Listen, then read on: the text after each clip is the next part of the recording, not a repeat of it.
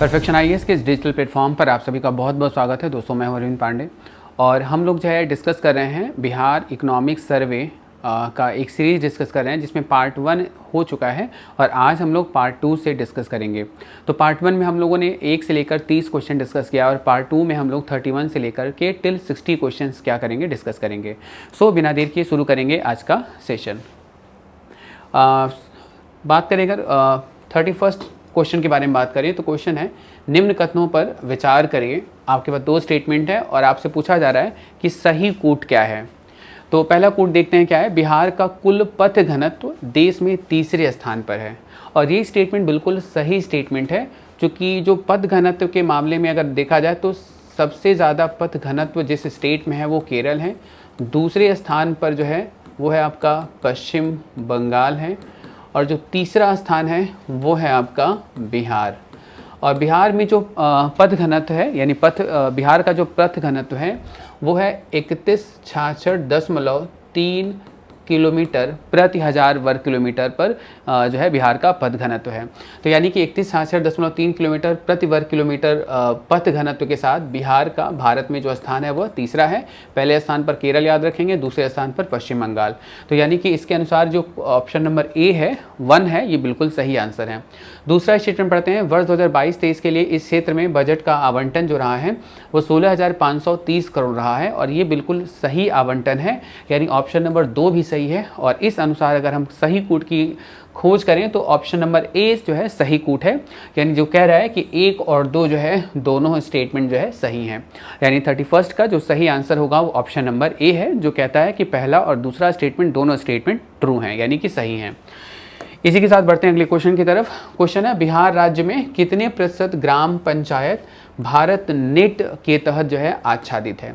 Bharat net योजना के बारे में हम सब जानते हैं। भारत नेट योजना ग्रामीण स्तर पर ब्रॉडबैंड कनेक्टिविटी का दुनिया का सबसे बड़ा और यूँ कह सकते हैं भारत का सबसे बड़ा ब्रॉडबैंड कनेक्शन है, जो किफ़ायती दरों पर ग्रामीण क्षेत्रों में या ग्रामीण स्तर पर ब्रॉडबैंड कवर करने की योजना से संबंधित है। तो बिहार राज्य में कितने प्रतिशत ग्राम पंचायत भारत नेट के तहत आच्छादित है, तो ये पूरा का पूरा डेटाबेस क्वेश्चन है। इस क्वेश्चन का जो सही आंसर होगा वो ऑप्शन नंबर डी होगा। 98.7% जो है जो क्षेत्र है वह ग्राम पंचायत जो है वो भारत नेट के तहत पूरी तरीके से आच्छादित है। यानी 32 नंबर क्वेश्चन की बात करें तो इसका जो सही आंसर होगा वो ऑप्शन नंबर डी होगा। इसी के साथ बढ़ते हैं अगले क्वेश्चन की तरफ। अगला क्वेश्चन आपकी स्क्रीन पर है। मुख्यमंत्री डिजिटल स्वास्थ्य योजना का पायलट प्रोजेक्ट किस जिले में शुरू किया गया है। तो बात करें अगर मुख्यमंत्री डिजिटल स्वास्थ्य योजना की बात करें तो इसकी शुरुआत अभी हाल ही में मुजफ्फरपुर डिस्ट्रिक्ट से किया गया है। और ये जो मुजफ्फरपुर डिस्ट्रिक्ट है ये जो है पायलट प्रोजेक्ट के अंतर्गत मुजफ्फरपुर से इसकी शुरुआत की गई है और अगर ये सफल हुआ तो बाकी ज़िलों में भी इसको जल्द से जल्द जो है लागू किए जाने की योजना है। मुख्यमंत्री डिजिटल स्वास्थ्य योजना की बात करें तो जैसे आपने आयुष्मान भारत सुना होगा, सेंट्रल स्तर की योजना है, यानी केंद्र सरकार की योजना है जिसमें आयुष्मान कार्ड बनता है। वैसे ही राज्य स्तर पर राज्य सरकार की शुरुआत है जिसमें जो है जो मरीज होंगे यानी कि जो रोगी होंगे उनका जो है एक डिजिटल स्वास्थ्य कार्ड बनेगा और स्वास्थ्य कार्ड के माध्यम से कई सारी सरकार की सुविधाएं स्वास्थ्य से संबंधित जो है वह लाभार्थी को दिया जाएगा। तो क्वेश्चन नंबर 33 का जो सही आंसर है वह है आपका मुजफ्फरपुर से इसकी शुरुआत हुई है और इसके बाद जो है इसको बाकी ज़िलों में भी लागू किया जाएगा अगर ये मुजफ्फरपुर से शुरुआत की गई इस योजना में सफलता मिलती है। तो बढ़ते हैं अगले क्वेश्चन की तरफ। अगला क्वेश्चन है, भारतीय मानक संस्थान का IS 17088/2021 किससे संबंधित है। ये दरअसल ISO है, ISO को हम जानते होंगे। तो ISO किससे संबंधित है, तो दरअसल 17088 ये जो है संबंधित है ऑप्शन नंबर ए से, जो कह रहा है कंपोस्ट बनाने वाले प्लास्टिक से बने कैरी बैग, यानी ऐसे प्लास्टिक से बने ऐसे कैरी बैग जिनका रिसाइकलिंग हो सकता है, उसका जो स्टैंडर्डाइजेशन का जो कोड है वो कोड आपका यहाँ पर दिया हुआ है। तो इस क्वेश्चन के अनुसार जो सही ऑप्शन है वो ऑप्शन नंबर ए है। इसी के साथ बढ़ते हैं अगले क्वेश्चन की तरफ। अगला क्वेश्चन है, जल जीवन हरियाली अभियान में क्या शामिल है। जल जीवन हरियाली मिशन की बात करें तो इस मिशन को शुरू किया गया था 2012 में और 2012 में शुरू किया गया था तो इसका नाम केवल हरियाली मिशन था। क्या था? हरियाली मिशन था। और हरियाली मिशन की शुरुआत करने का उद्देश्य क्या था कि जो वन आच्छादन है, जो हरित आवरण है, हरित आवरण को बढ़ावा देना। बिहार झारखंड जब अलग राज्य बना बिहार से, तो जो है जो हरित आवरण था वो मात्र 9% था। कितना परसेंट था? 9% था। और अभी 2023 और 24 के अंतर्गत जो लगातार जो है जल जीवन हरियाली मिशन, इस अभियान को 2019 में शुरू किया गया था। इस अभियान के चलते वर्तमान में जो वन आच्छादन है वो बढ़ करके कितना परसेंट हो चुका है? 15% हो चुका है। और भविष्य में इसको 17% तक बढ़ाए जाने की उम्मीद है। तो पहले जल जीवन हरियाली मिशन का नाम था हरियाली मिशन था, 2012 में शुरू किया गया था। बाद में इसी को 2019 में जल जीवन हरियाली अभियान किया गया, जिसके अंतर्गत वन आच्छादन जो है पहले सन 2000 के आसपास तो 9% था, लेकिन अभी कितना परसेंट है? 15%, जिसको आगे चलकर 17% तक बढ़ाए जाने की उम्मीद है। इसमें क्या शामिल है पूछा जा रहा है, तो पारंपरिक जल स्रोतों का संरक्षण, ये आपका बिल्कुल सही आंसर है, ये शामिल है। दूसरा है वर्षा जल संग्रह, ये भी सही है। और तीसरा है भंडारण संरचना का निर्माण, ये भी ऑप्शन आपका सही है। यानी 1, 2, तीनों ही कूट सही हैं। और इसके अनुसार जो ऑप्शन सही है वो ऑप्शन नंबर डी है, जो कहता है कि 1, 2 और 3 तीनों ही कूट सही है। इसी के साथ बढ़ते हैं अगले क्वेश्चन की तरफ। अगला क्वेश्चन है, निम्न कथनों का बिहार संदर्भ में विचार करिए। और पहला कथन है, बिहार में शहरीकरण की दर 16.2% है। और ये बिल्कुल सही आंसर है। बिहार में जो शहरीकरण है की दर 1 दशक में काफ़ी बढ़ा है। पहले यह शहरीकरण की दर लगभग 11 से 13% के आसपास था, लेकिन अभी ये बढ़कर के 16.2% हो गया है। दूसरा ऑप्शन है, नगर विकास एवं आवास विभाग का व्यय 2019-20 की तुलना में 20-21 में लगभग दोगुना हुआ है। ये बिल्कुल सही आंसर है। यानी कि जो है जो नगर विकास एवं आवास विभाग का जो व्यय है और वो 19-20 और 20-21 में दोगुना बढ़ गया है। तो ये ऑप्शन नंबर 2 भी सही है, ऑप्शन नंबर ए भी सही है। और इस अनुसार जो है अगर हम देखेंगे कि सही विकल्प, तो सही विकल्प ऑप्शन नंबर सी हो रहा है। 1 और 2 दोनों ही कूट जो है सही आंसर है। इसी के साथ बढ़ते हैं अगले क्वेश्चन की तरफ। अगला क्वेश्चन है, बिहार में राष्ट्रीय शहरी आजीविका मिशन के संदर्भ में निम्न कथनों पर विचार करें। तो वर्ष 2020-21 की तुलना में 21-22 में स्वयं सहायता समूहों की संख्या में गिरावट आई है, और ये बिल्कुल गलत स्टेटमेंट है। 20-21 और 21-22 की तो 21-22 में 20-21 की तुलना में जो स्वयं सहायता समूह हैं बढ़े हैं, और अभी इनकी जो संख्या है वो है 10,35,000 से अधिक स्वयं सहायता समूह जो है वह जो है बिहार में कार्य कर रहे हैं। तो ये स्टेटमेंट गलत स्टेटमेंट है, गिरावट नहीं हुई है जबकि बढ़ोतरी आई है। इसके अलावा बात करें ऋण संपर्कित समूहों की संख्या में वर्ष 18-19 की तुलना में 21 और 22 में बढ़ोतरी हुई है, और ये बढ़ोतरी वाला जो स्टेटमेंट है वो पूरी तरीके से सही है, यानी ऑप्शन नंबर 2 सही है। और अगर सही कथन का चयन करना है तो सही कथन के चयन में हमारा ऑप्शन बी सही होगा, जो कह रहा है कि केवल 2 जो है दूसरा जो कूट है, जो दूसरा स्टेटमेंट है वो दूसरा स्टेटमेंट सही है। बढ़ते हैं अगले क्वेश्चन की तरफ। अगला क्वेश्चन आपकी स्क्रीन पर है, 31 मार्च 2022 तक बिहार राज्य में कितनी बैंक शाखाएं मौजूद थी। तो 31 मार्च 2022 तक बिहार में जो टोटल बैंक शाखाएं मौजूद थी वो 7,713 बैंक शाखाएं मौजूद थी।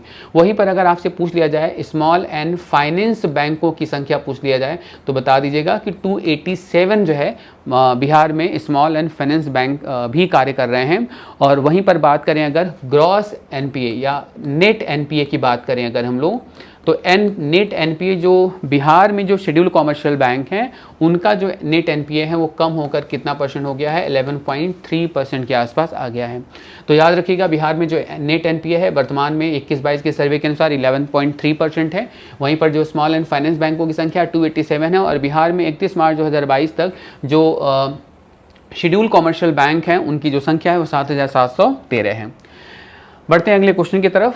क्वेश्चन नंबर 39, बिहार राज्य से संबंधित कथनों पर आपको विचार करना है और बताना है कौन सा कथन सही है। तो हाल ही के वर्षों में राज्य के नागरिकों में अनुसूचित व्यावसायिक बैंकों में बैंक जमा की आदतों में कमी देखी गई है। तो बैंक जमा की आदतों में कमी देखी गई है, ये आंसर जो है ना वो बिल्कुल सही आंसर नहीं है। अगर हम बात करें बैंक जमा की बात करें तो बैंक जमा की आदतों में 11.2% यानी 11.2% की वृद्धि हुई है। और अगर बैंक जमा की आदतों में या बैंक जमा में 11.2% की वृद्धि हुई है, इसका मतलब जो है बैंकिंग जो हैबिट्स है उसमें कमी नहीं बल्कि वृद्धि देखी गई है। तो ये स्टेटमेंट बिल्कुल गलत है। दूसरा जो स्टेटमेंट है वो स्टेटमेंट है अनुसूचित व्यवसायी बैंक यानी कि शेड्यूल जो कॉमर्शियल बैंक हैं द्वारा उपलब्ध कराई गई ऋण राशि में बढ़ोतरी आई है। और ये बिल्कुल स्टेटमेंट सही है, यानी जो शेड्यूल कॉमर्शियल बैंक है उनके द्वारा जो ऋण जो है उपलब्ध कराया गया है वह लगभग 19.3% की वृद्धि आई है।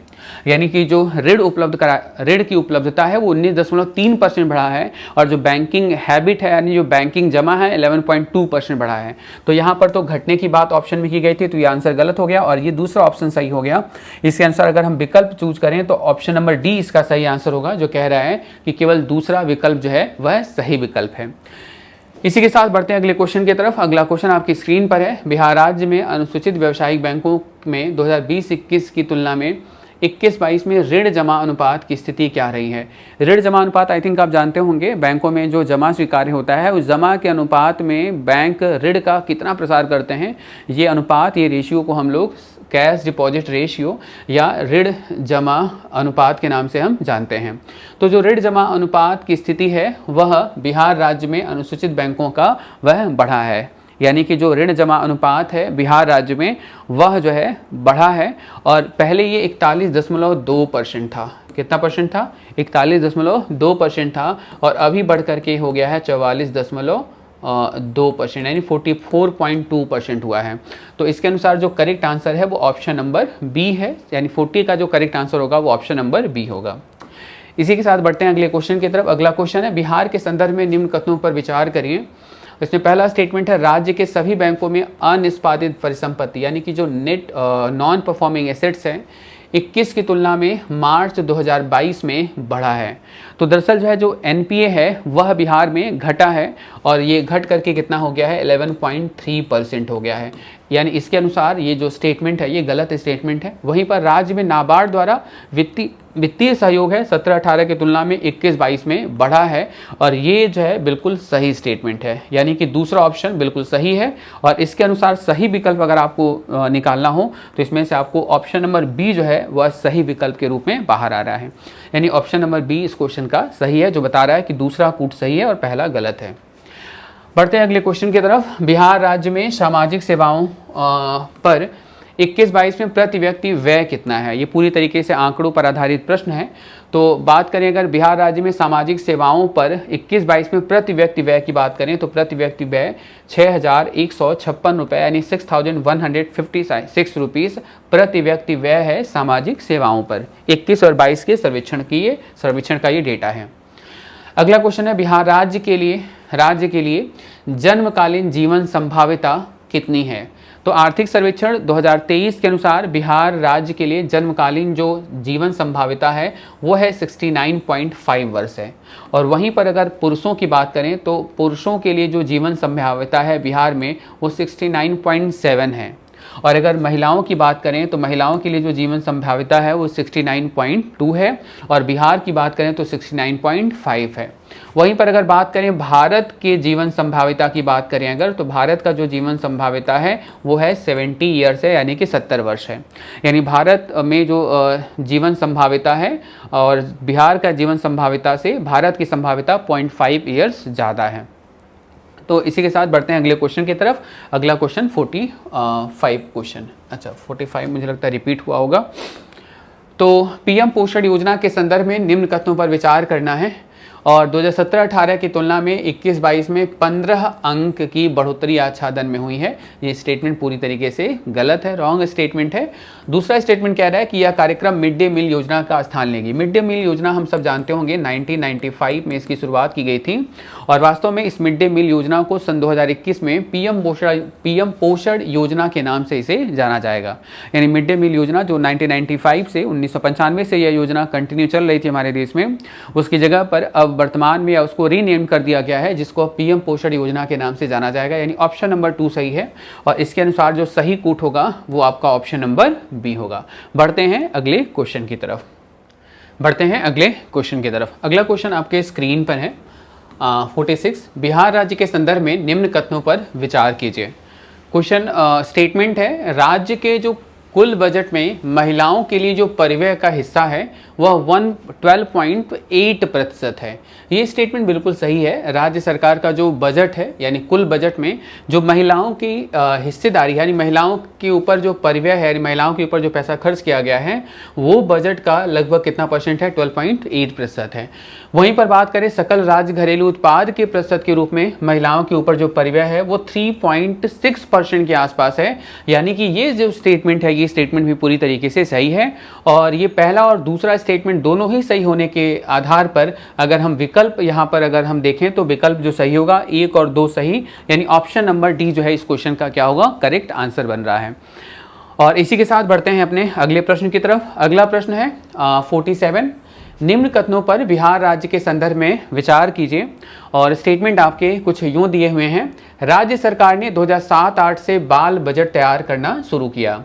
दरअसल अगर हम बात करें बाल बजट की बात करें तो बाल बजट की शुरुआत बिहार राज्य सरकार के द्वारा जिस वर्ष से हो रही है वो है 2013-2014, यानी 13 और 14 जो है फाइनेंशियल ईयर से बिहार राज्य सरकार के द्वारा बाल बजट के निर्माण की प्रक्रिया शुरू हुई, जिसमें बजट में बाल विकास के लिए एक अलग से प्राविधान, एक अलग से फंडिंग, एक अलग प्रकार की योजना का प्राविधान रखा गया है। तो इस आधार पर अगर बात करें तो 13-14 में शुरुआत हुई, यहाँ पर 7-8 लिखा हुआ है, इसका मतलब ये जो स्टेटमेंट है ये पूरी तरीके से गलत है। बात करें अगर बाल बजट की बात करें तो सबसे पहला बाल बजट बनाने वाला जो स्टेट है वो स्टेट है आपका केरल। दूसरा जो स्टेट है वो है आपका है असम।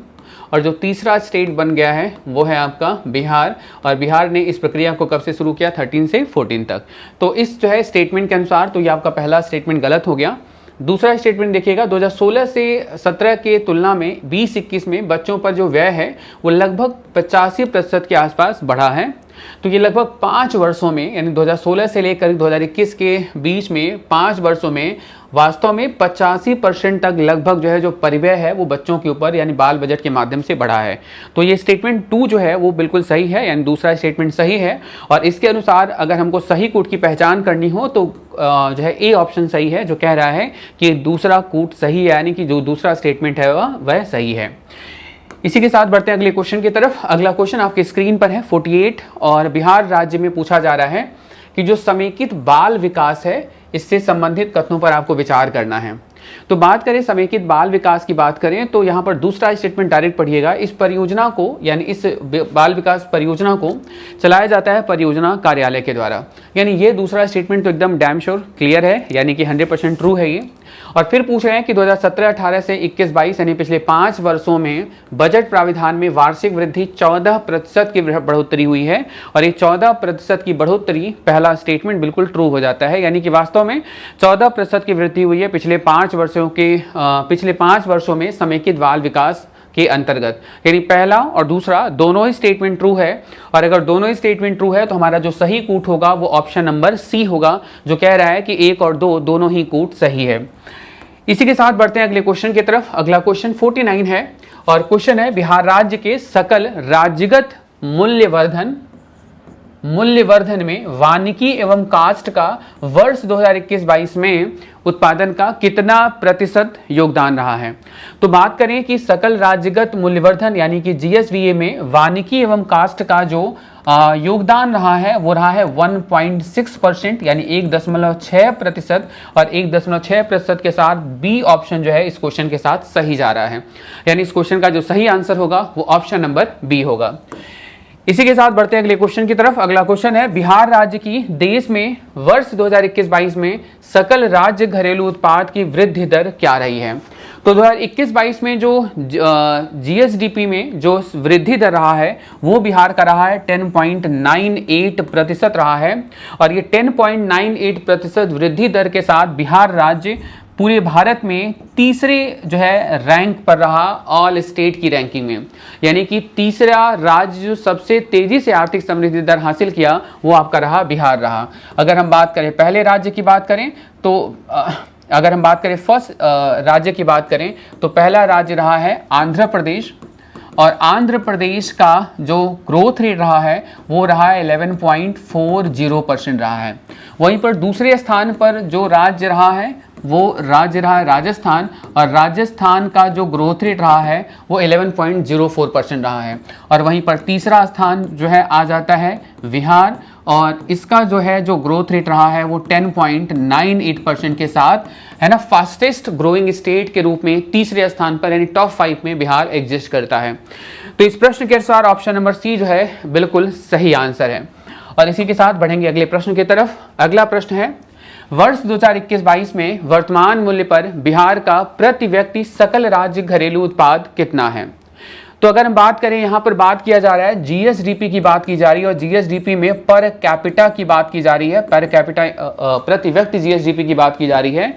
तो इस सभी विकल्पों में, चूंकि ये पूरी तरीके से डेटाबेस क्वेश्चन है ये, तो सभी विकल्पों में जो सही विकल्प है वो ऑप्शन नंबर डी है। और दरअसल जो प्रति व्यक्ति जीएसडीपी है वो है 54,383,000 रुपए, यानी 54,383,000 रुपए प्रति व्यक्ति जीएसडीपी है बिहार के आर्थिक सर्वेक्षण 2021 और 22 के अंतर्गत।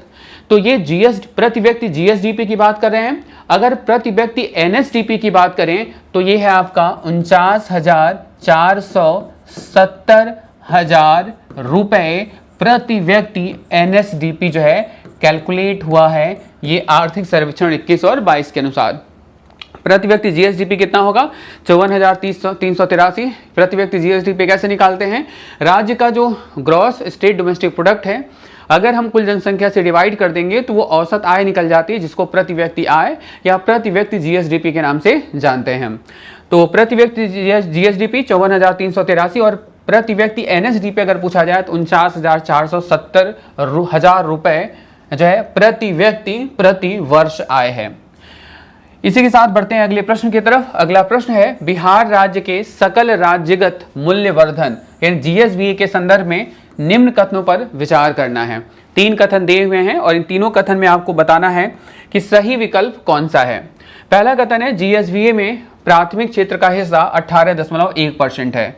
तो बात करें जीएसवीए में प्राथमिक क्षेत्र का जो हिस्सा है वो दरअसल 21.2% है।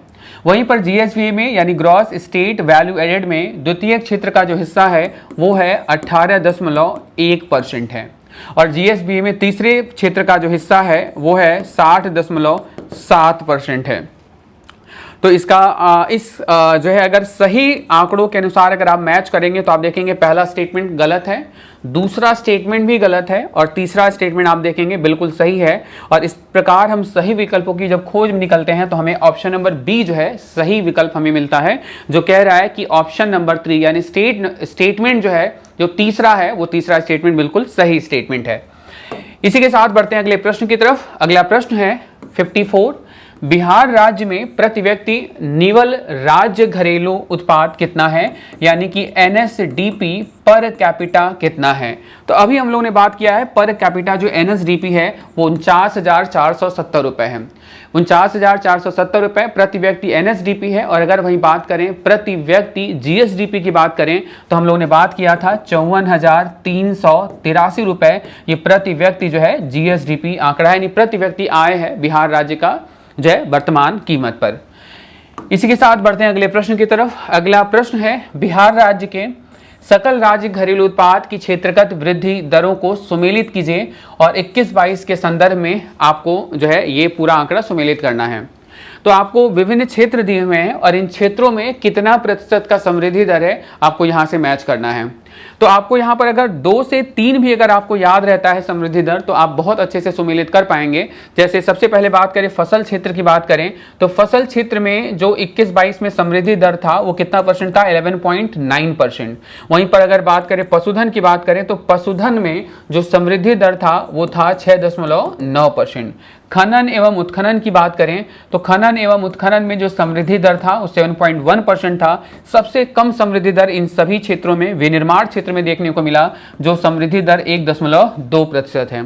अब इनके अनुसार अगर आप सही कूट मैच करेंगे तो ए का 11.9% यानी ए का 4 हो जा रहा है, पशुधन 6.9 क्या होगा? 3 होगा, खनन उत्खनन 2 होगा और विनिर्माण आपका 1 होगा। यानी इसमें सही कूट अगर आप खोजेंगे तो ऑप्शन नंबर 1 सही कूट बन रहा है, जिसमें ए का 4, बी का 3, सी का 2 और डी का जो है आपका फर्स्ट जो है ऑप्शन सही है। यानी इसका जो सही कूट बनेगा वो ऑप्शन नंबर ए बनेगा। और इसी के साथ बढ़ेंगे अगले प्रश्न की तरफ। अगला प्रश्न है, बिहार राज्य के संदर्भ में सकल स्थिर पूंजी निर्माण के संदर्भ में निम्न कथनों पर विचार करिए। इसका जो आकलन है, यानी जो सकल स्थिर पूंजी निर्माण है, इसका जो आकलन है वह आकलन आर्थिक एवं सांख्यिकी निदेशालय द्वारा किया जाता है। और ये बिल्कुल स्टेटमेंट सही है। बिहार में सकल स्थिर पूंजी निर्माण का जो आकलन है वो प्रत्येक वर्ष आर्थिक एवं सांख्यिकी निदेशालय के द्वारा ही किया जाता है। तो ये ऑप्शन नंबर ए बिल्कुल सही हो गया। दूसरा ऑप्शन है, वर्ष 2021 में यह 3% है। पहले ये 1.6% था, लेकिन अभी 21-22 के नए आंकड़ों के अनुसार बढ़ करके 3% हो गया है। और ये आंसर भी आपका सही ऑप्शन है, यानी सेकेंड ऑप्शन भी आपका करेक्ट आंसर है। और सही विकल्पों का अगर चयन पूछा जाए तो ये दोनों ही चूंकि ऑप्शन सही हैं, तो 1 और 2 सही है, दोनों ही पर हम विकल्प लगाएंगे। ऑप्शन नंबर सी जो है इस क्वेश्चन का क्या होगा, करेक्ट आंसर होगा। इसी के साथ बढ़ेंगे अगले प्रश्न की तरफ। अगला प्रश्न आपकी स्क्रीन पर है, बिहार राज्य में प्रति व्यक्ति जिला घरेलू उत्पाद के संदर्भ में निम्न कथन पर विचार करें। और कथन है, इसे आर्थिक एवं सांख्यिकी निदेशालय द्वारा नियमित किया जाता है। तो बिहार राज्य में प्रति व्यक्ति जिला घरेलू उत्पाद के संदर्भ में ये कथन बिल्कुल सही है। आर्थिक एवं सांख्यिकी निदेशालय द्वारा ही इसको जो है नियमित किया जाता है, यानी रेगुलेट किया जाता है। और दूसरा स्टेटमेंट कह रहा है कि जो बेगूसराय है जिला प्रति व्यक्ति घरेलू उत्पाद में सबसे संपन्न जिला है। तो प्रति व्यक्ति जिला घरेलू उत्पाद में या प्रति व्यक्ति आय की बात करें, अगर जिले वाइज यानी डिस्ट्रिक्ट वाइज बात करें, तो बेगूसराय का स्टेटमेंट यहाँ पर गलत हो गया है।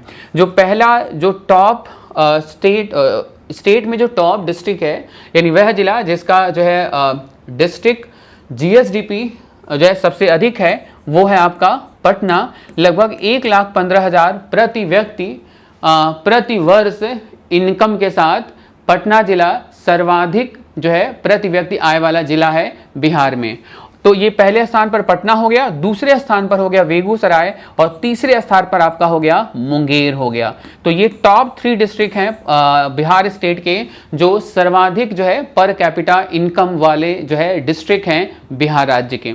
तो यानी इसके अनुसार ये दूसरा ऑप्शन गलत हो गया, पहला आंसर सही है। और इसके अनुसार सही कूट आपका बनेगा केवल 1 सही है, यानी ऑप्शन नंबर ए जो है इस क्वेश्चन का करेक्ट आंसर होगा।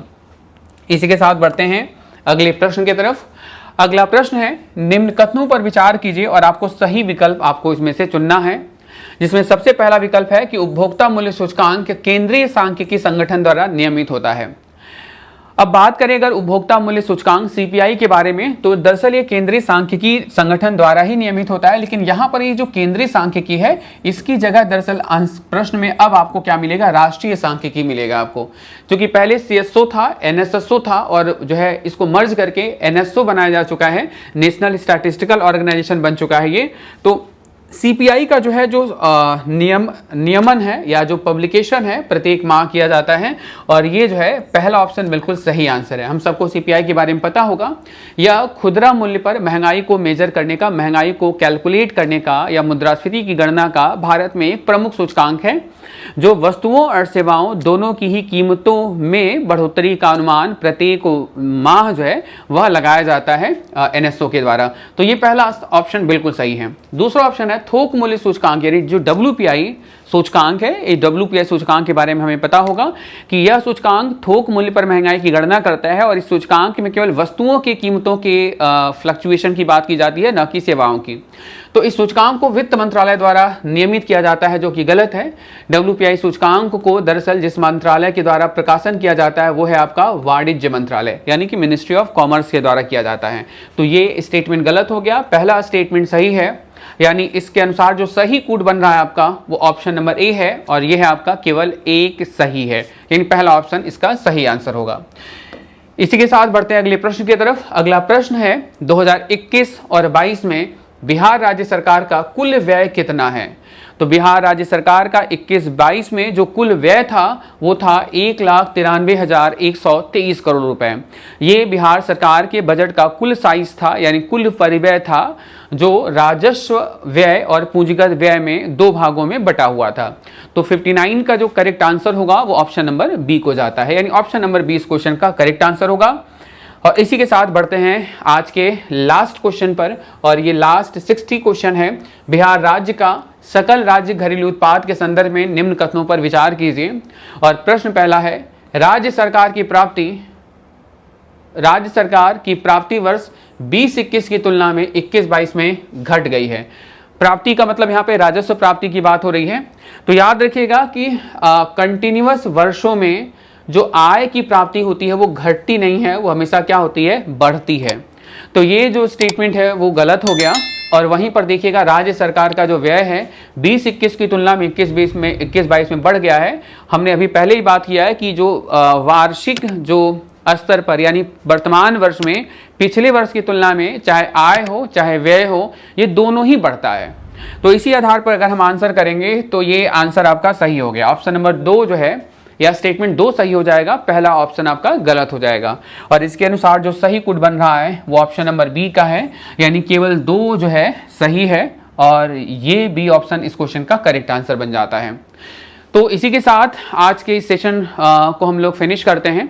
हम लोगों ने इकोनॉमिक सर्वे को 2 पार्ट में हम लोगों ने डिस्कस किया। पार्ट 1 में हम लोग 1 to 30 क्वेश्चन डिस्कस किया, और ये अब जो है हम लोग डिस्कस कर रहे थे सेकेंड पार्ट, जिसमें हम लोग 31 से लेकर के और 60 नंबर क्वेश्चन तक हम लोगों ने बिहार इकोनॉमिक सर्वे को जो है प्रश्न वाइज डिस्कस किया। अगर इस 8 क्वेश्चन का एक सीरीज जो है या दोनों ही वीडियो आप ठीक से देख लेते हैं तो उम्मीद है कि आपसे जो परीक्षा में प्रश्न पूछे जाएंगे उन प्रश्नों पर आप अपना सही उत्तर जो है वह अंकित कर सकते हैं, सही उत्तर आप दे सकते हैं। तो आज के सेशन में फिलहाल इतना ही। जरूर बताइएगा आज का ये सेशन कैसा लगा। आप सभी का बहुत बहुत धन्यवाद। Thank you all of you.